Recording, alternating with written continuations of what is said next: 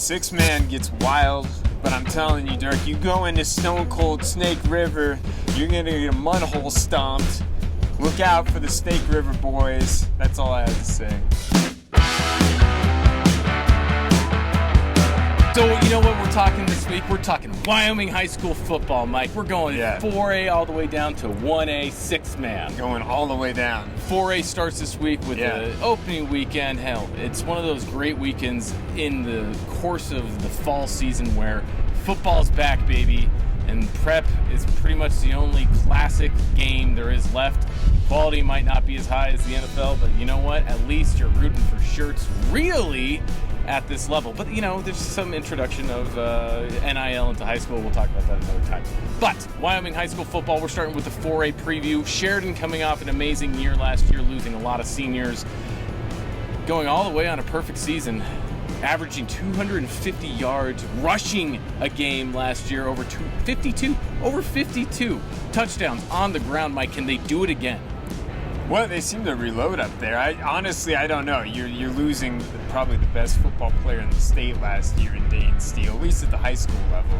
I know, there's some other folks who had bigger, what would you say? I mean, they had a higher profile for their collegiate careers, but Steele was probably the best player in the state last year on the high school level, Dirk. There's some in the water. Some in the water in Sheridan. They produce top talent every year.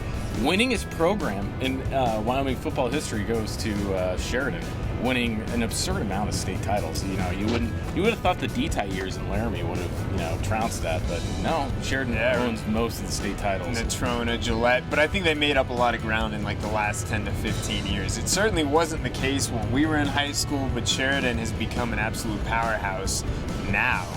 And Dirk, I would say, the odds are good. It's hard to say. I mean, East, obviously the runner-up out of Cheyenne last year, but they lose their two best players from last season too. So, it's a big, changing of the guard, whereas you look at a team like Central, who lost some key seniors, but then they're returning, now a junior quarterback, so they are bringing up some starters last year who are younger. That actually can transfer and benefit to where you might see a little bit of a changing of the guard. Yeah. So look, if I'm going to take a top 5 like week 1 rankings, I'm putting Sheridan just because the tremendous program that they have probably at the top spot, and then after that, you got to give some credit where it's due to East. I probably wouldn't put them at number 2, but I'm going to put the 2 Gillette schools at 2 and 3. Both Campbell County and Thunder Basin putting out tremendous talent last year with a lot of interest in that Campbell County quarterback. After that, probably going to have Central in the top 5 just based off of retention and the fact that, hey, if they can run the ball, things are good, and it only goes up if you can actually get a little bit more dynamic on the offense instead of just running 1, 2, and 3. They had like the Coach Bull offense there last year, where it was 1, 2, 3 for you're running every down.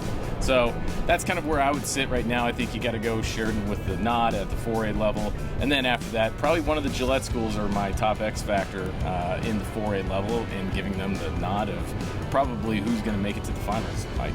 I think you also, I really don't know what people are coming back with outside of the Cheyenne schools, to be honest, but I feel like Natrona with Steve Harshman is always a contender, and it seemed like they had a really good defense last year and probably returning some good players, so I'd probably stick Natrona in the top 5 there, and who knows, it might be a year where they had more underclassmen last year, and they might be a strong contender as well. X Factor, Laramie. Laramie wins 1 game in the last season, new coach coming in, never know, that program has produced talent, Mike. We're talking D1 talent, even after some pretty tough years. It'd be interesting to see how Laramie recovers with some new coaching there as well. Okay, going down to 3A. We're going to cover these quickly, Mike. 3A, Star Valley winner last year. Can they do it again? Sure. I don't know. All right, skipping all the way down to the 1A 6-man football, Mike. Yeah. Last year, Burlington beats Little Snake River in the finals. I'm taking Burlington again. I'm saying Burlington's going to put some top talent in there. 6-man football. You're riding up the score. We're talking, like a normal game there, something like 70 to 85. Like, not a whole lot of defense involved yeah. there. It's kind of like Oklahoma drill, left and right. 6-man gets wild, but I'm telling you, Dirk, you go into Stone Cold Snake River, you're gonna get a mud hole stomped. Look out for the Snake River boys. That's all I have to say.